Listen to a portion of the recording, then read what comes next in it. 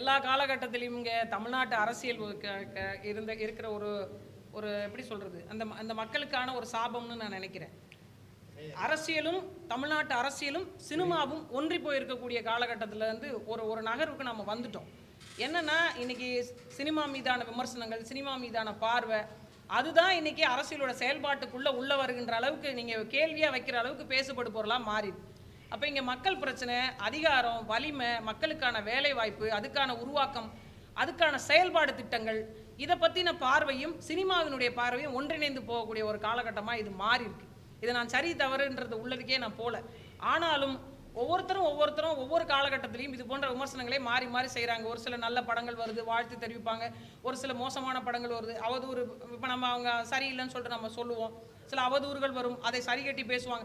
இது ஒவ்வொரு அரசியலுக்கான பதிலடி கொடுக்குற சூழலாக தான் மாறுதே தவிர மக்கள் பிரச்சனையை தீர்க்கிறதாக இது மாறலை. அதுதான் எங்களுடைய வருத்தம். அதுதான் இப்போ இவர் ஒரு கருத்தை முன் வச்சிட்டாரு. இவருக்கு நான் வந்து ஒரு அதிரடியான ஒரு பதிலை நான் முன் வச்சிட்டேன். அப்போ நான் தான் இந்த இடத்துல வந்து ஒரு அறிவாளியாக இருக்கிறேன், இல்லை நான் ஒரு பதிலை சொல்லிட்டேன், எனக்கு ஒரு எதிரான ஒரு கருத்தை இவர் முன் வச்சிட்டாரு, அதுக்கு இவர் என்னை விட பலசாலியாக, என்னை விட அறிவு ஜீவியாக அவர் காட்டிக்கொள்கிறார் அப்படிங்கிறதுக்காக ஆட்கள் நாங்கள் இல்லை. எங்களுக்கான பிரச்சனையே வேற. நாங்கள் சாப்பாட்டை பற்றி பேசிகிட்டு இருக்கோம், எல்லாருக்கும் சோறு போடுறதை பற்றி பேசிகிட்டு இருக்கோம், இந்த நிலத்தை பாதுகாக்கிறத பற்றி பேசிகிட்டு இருக்கோம். அதன் பக்கம் எல்லா அரசியல்வாதிகளும் கவனத்தை திருப்புங்க. இப்போ முதலமைச்சர் ஒன்று சொல்லிட்டாரு, எதிர்கட்சி தலைவர் ஒன்று சொல்லிட்டாரு.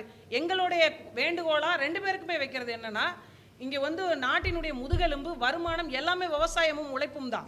அதன் பக்கம் எங்களை நீங்கள் எல்லாருமே பாருங்கள், எங்களுக்கு ஆதரவாக நில்லுங்க அப்படின்னு நாங்கள் அவங்கள்ட்ட ஆதரவு கேட்குறோம்.